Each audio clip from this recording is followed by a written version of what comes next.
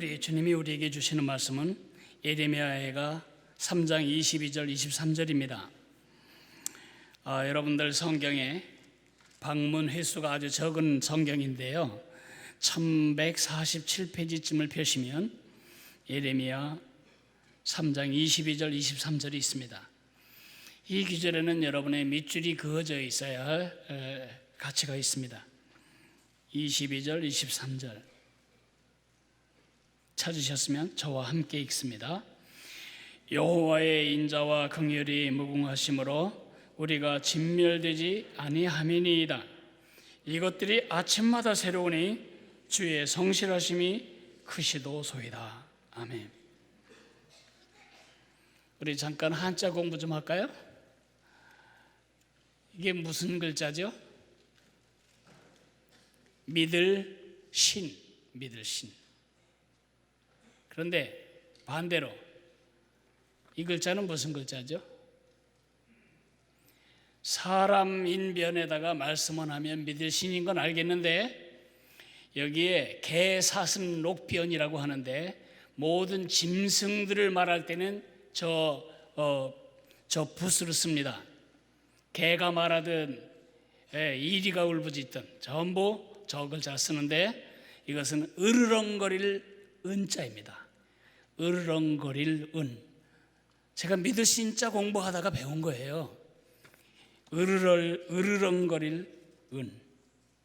제가 짐승들이 으르렁거리는 소리로 우열을 정하고 센 놈은 약한 놈을 공격하고 위협하고 그렇게 살아가는 짐승들의 세상을 말할 때 바로 이 글자 한자로 표현이 될 수가 있겠다 싶었습니다.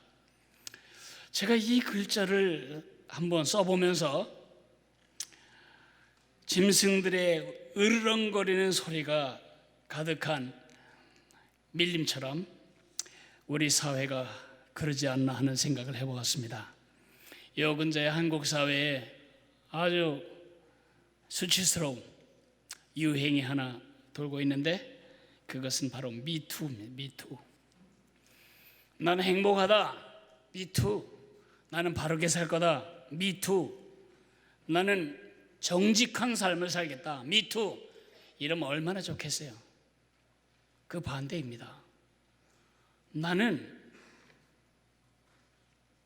힘이 막강해서 차마 안 돼, 노라고 말할 수 없는 그 힘을 쥔 사람에게 나는 성적으로 폭행을 당했어.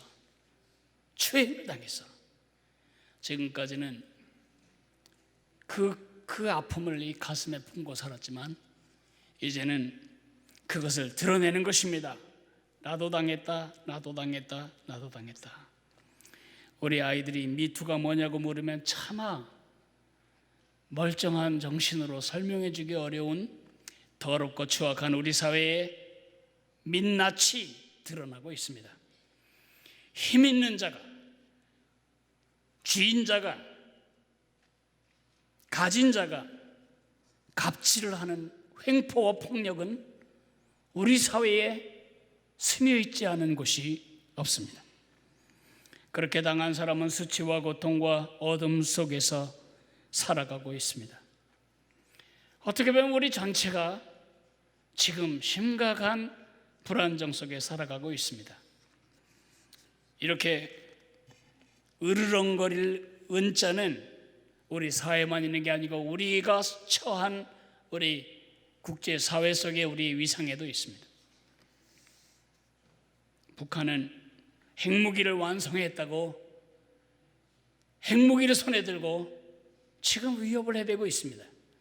미국은 그 핵무기는 절대 가져서는 안 된다고 북한을 위협하고, 그 결과는 전쟁으로 말미암아 우리까지도 다 위협을 당하게 되는 것입니다. 중국은 이제는 5년에 한 번씩 주석을 가는 것이 아니라 한평생 황제처럼 죽는 날까지 중국을 다스릴 정치적인 권력을 강화하기 위하여 지금 작업을 견고히 하고 있습니다. 중국이 황제의 나라가 되면 고려시대, 조선시대에 조공을 바치며 아첨을 떨어야 살아남을 수 있었던 우리 신세가 재발되지 않을까, 저는 마음에 그런 깊은 불편함이 있습니다. 중국의 갑질, 미국의 갑질, 일본의 갑질, 도대체 이 불안정하고 이 믿을 곳 없는 세상에 우리는 어떻게 살아야 합니까? 안 믿는 사람들은 눈을 감고 될 대로 되라지 그렇게 가거나 아니면 도피합니다. 사실 지난 몇 주간 동안 저는 제 가장 가까운 친구 중에 한 사람인 캐나다 교수로 있는 중국인 친구로부터 두 가지 메일을 받았습니다. 저도 알지 못했던 두 가지를 이 형제를 통해 배웠습니다. 나를 사랑하기 때문에 자기 친구가 살고 사역하는 한국을 사랑하는 그 형제가 두 가지 정보를 제게 알려주었습니다. 하나는 홍천 수련원에 가는 것입니다. 홍천에 가면 감옥 독방을 그대로 재현해 놓은 수련원이 있습니다. 20시간 동안 거기에 독방에 갇히는 것입니다.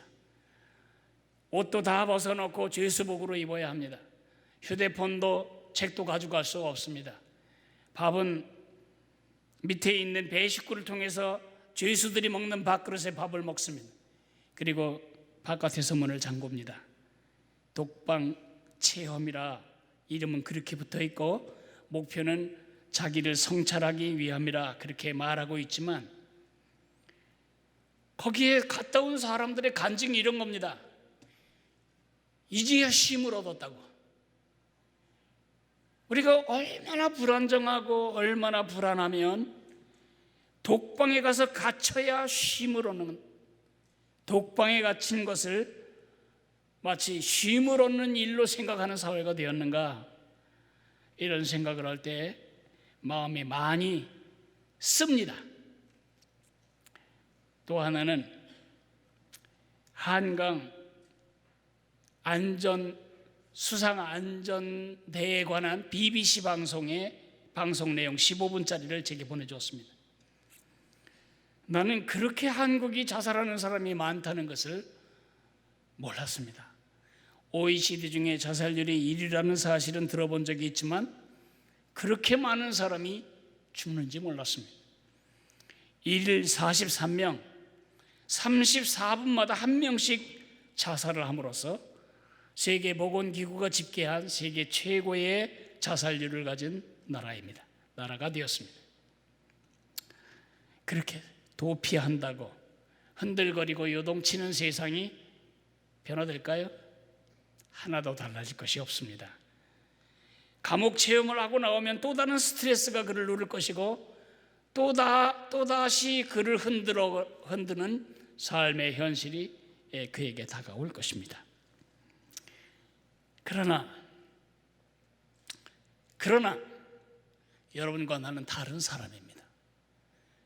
다른 하나님, 거룩하신 하나님, 다른 하나님을 보고 아버지라고 부르는 여러분과 나는 같은 방식으로 반응해서도 안 되고 같은 방식으로 우리의 으르렁거리는 삶의 두려움을 헤쳐나가서는 안 됩니다. 우리는 으르렁거리고 사는 세상을 어떻게 살아나갈 수 있을까요? 믿음으로. 으르렁거리는 세상을 어떻게 바꿔야 할까요? 믿음이 있는 세상, 믿음이 있는 사회로 바꿔야 합니다. 하나님은 신실하신 하나님이십니다. 신실하다는 것은 믿을 수 있는, 믿음이 가는, 믿어도 안전한 그런 뜻입니다. 신실하신 하나님의 자녀는 두 가지 특권과 의무가 있습니다. 첫째, 특권에 대해서 말하겠습니다. 그것은 신실하신 하나님만 신뢰할 수 있는 특권입니다. 모든 게 다 바뀝니다. 새옹지마라는 말을 들어보신 적이 있죠? 변경의 늙은이가 말과 외아들을 키우고 있었는데 이 말이 국경을 넘어 적국에 들어간 것입니다. 가슴을 칩니다. 나는 이렇게 되는 일이 없는 인생인가? 근데 얼마 후에 집을 나간 말이 자기보다 훨씬 더 좋은 암말을 데리고 들어옵니다. 그래서 또 가슴을 쓸어내립니다. 내게도 이런 행운이 있구나. 가슴을 쓸어내리며 감사한 것이 끝나기도 전에 그 새로운 암말을 타다가 자기 아들이 다리가 부러집니다. 떨어져서 다리가 부러지자 또 가슴을 칩니다. 나는 이렇게 되는 일이 없나. 그런데 이웃나라와 전쟁이 일어나서 모든 동네의 모든 젊은이들이, 남자들이 다 징집이 되어 가서 전사를 했는데 자기 아들은 다리를 전다는 이유 때문에 군대 가지 못해서 살아남았습니다. 그래서 또 가슴을 쓸어내립니다. 이야기는 언제까지나 반복돼야 할까요?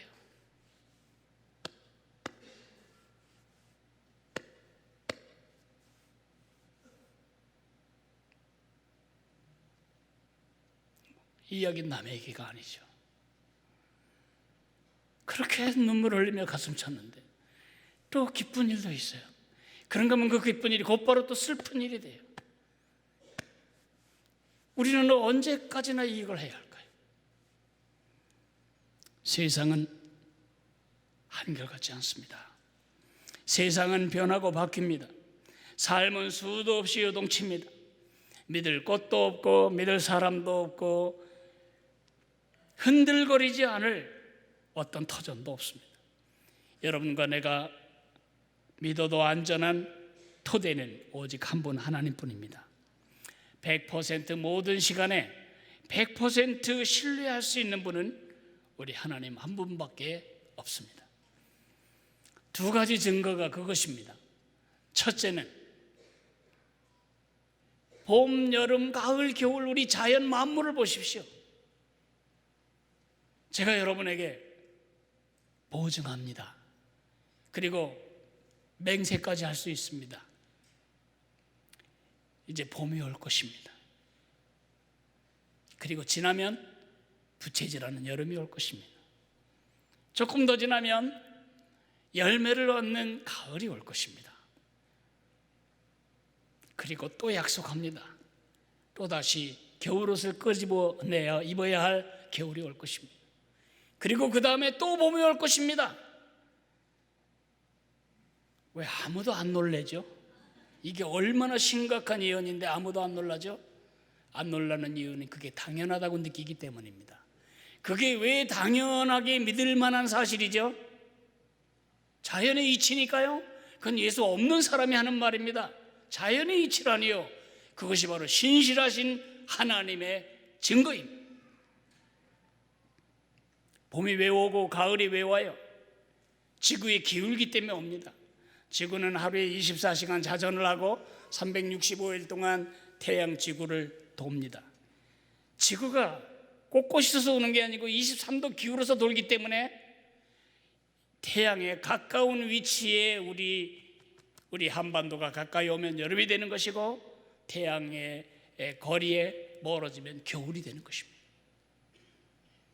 누가 그 양쪽 축 끝을 1도라도 뒤틀어지면 한쪽은 다 타 죽고 한쪽은 다 얼어 죽는데 누가 그러지 않도록 양쪽 끝을 붙들고 있을까요? 누가? 유엔에서? 과학자들이? 누가 그것을 붙잡고 있을까요? 성경은 말해요. 모든 만물이 그분에 의하여 창조되었고 그분을 위하여 창조되었고 그분 안에서 지탱되고 있다고. 개나리 한 송이를 보면서도 하나님이 신실하시다, 그렇게 우리는 믿을 수 있습니다. 그건 그렇지만 내 삶을 보면 하나님이 신실하지 않은 것 같아, 이런 생각을 할 수 있겠습니다. 그렇게 열심으로 기도했는데 하나님 안 들어줬어요. 그렇게 간절하게 구했는데 하나님이 응답하지 않으십니다. 그렇게 애절하게 바랬건만 아이가 또 떨어졌습니다. 이런 일을 당할 때마다 우리는 내가 너와 함께 하느니라, 이 약속이 진짜 사실일까? 내가 너의 모든 필요를 채운다, 그런 약속은 진짜 사실일까? 여호와는 나의 목자시니 내게 부족함이 없다고 말하는 이 시는 과연 정직한 시일까? 이런 마음에 회의를 갖게 됩니다. 속지 마십시오. 하나님의 신실하심의 증거는 여러분이 경험하는 삶의 작은 현상으로 측정될 수 없습니다.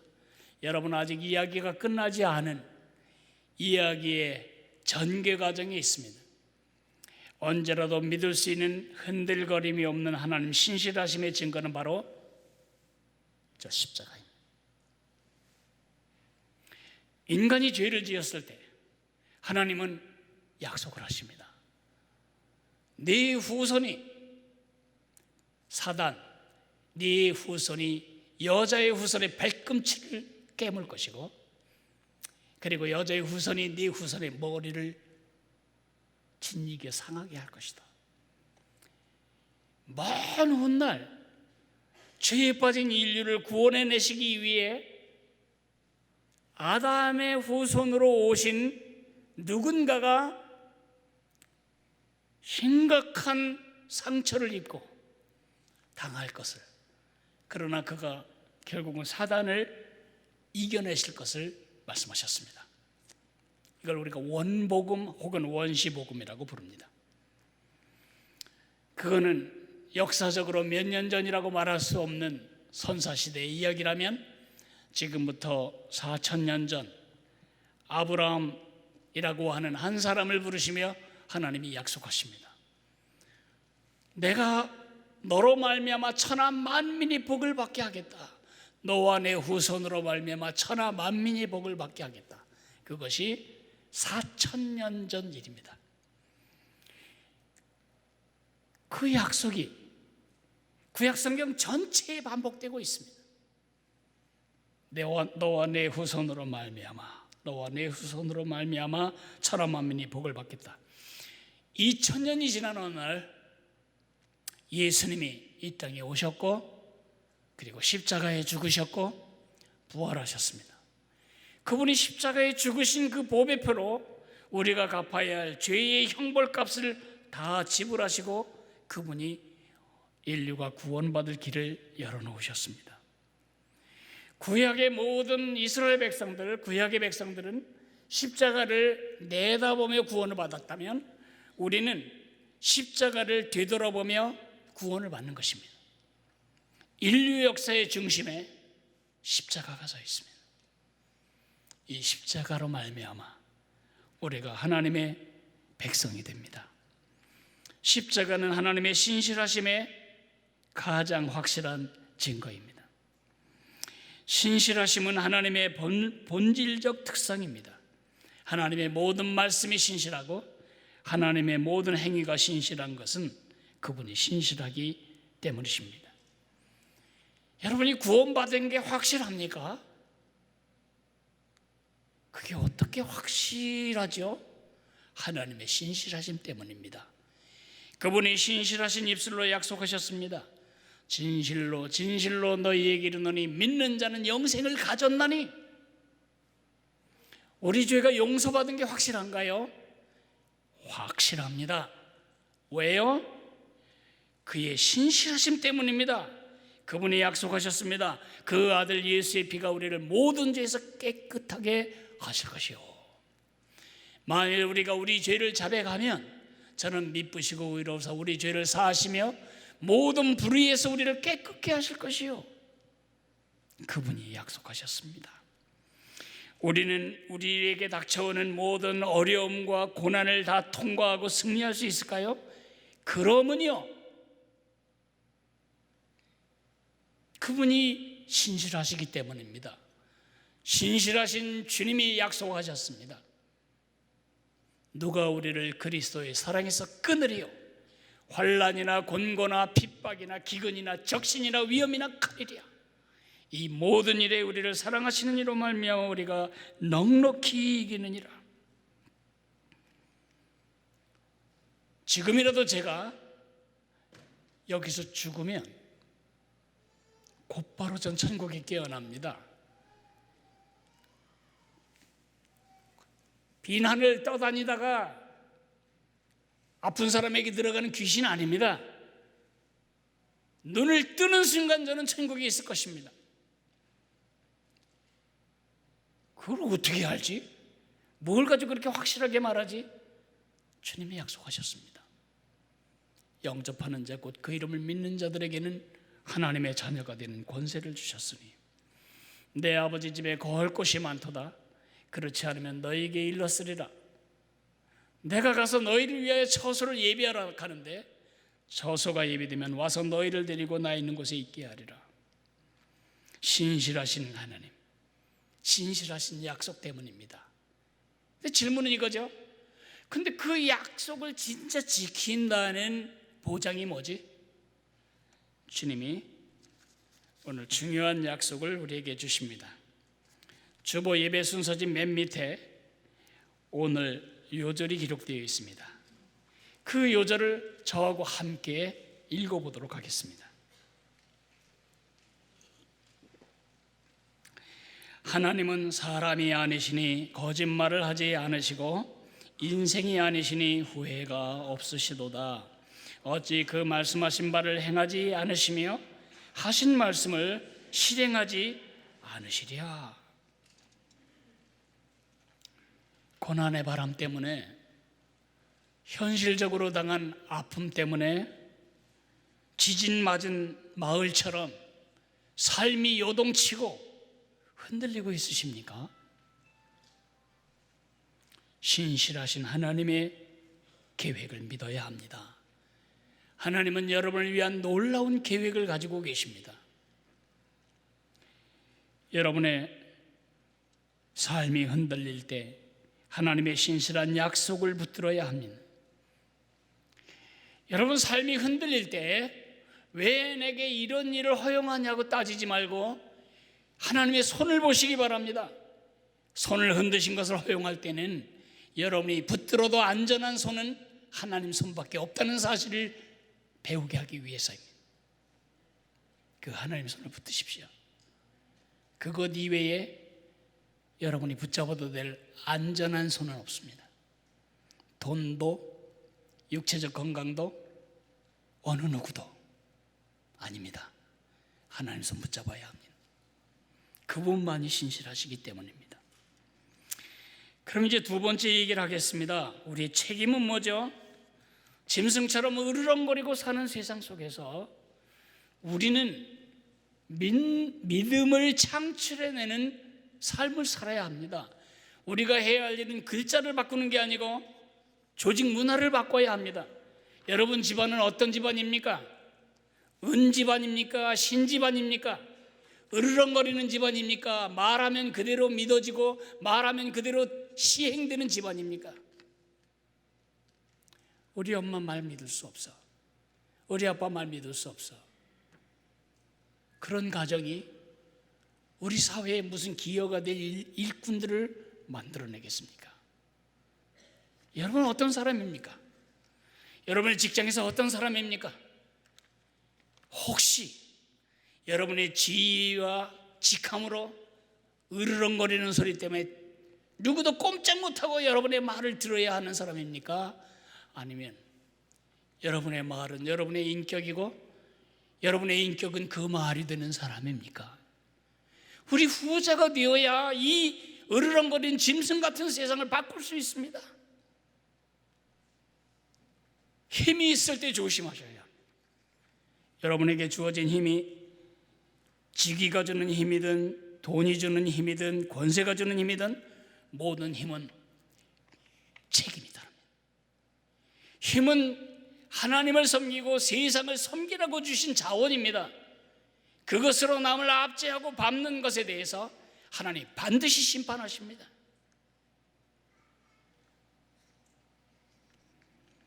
부전자전입니다. 우리 아버지가 신실하시니까 우리도 신실해야 합니다. 신명기 7장 9절에 보면 너는 알라 오직 네 하나님 여호와는 하나님이시요 신실하신 하나님이시라고 말하고 있습니다. 하나님이 신실하시다면 그의 자녀된 우리가 가져야 할 품성은 무엇일까요? 신실한 것입니다. 하나님은 믿을 수 있는 분인데 그 자식된 우리는 믿을 수 없는 사람이 된다면 하나님께 영광이 되지 않습니다.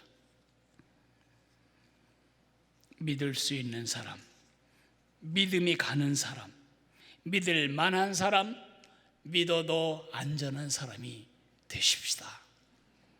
요셉이 그렇게 살았습니다.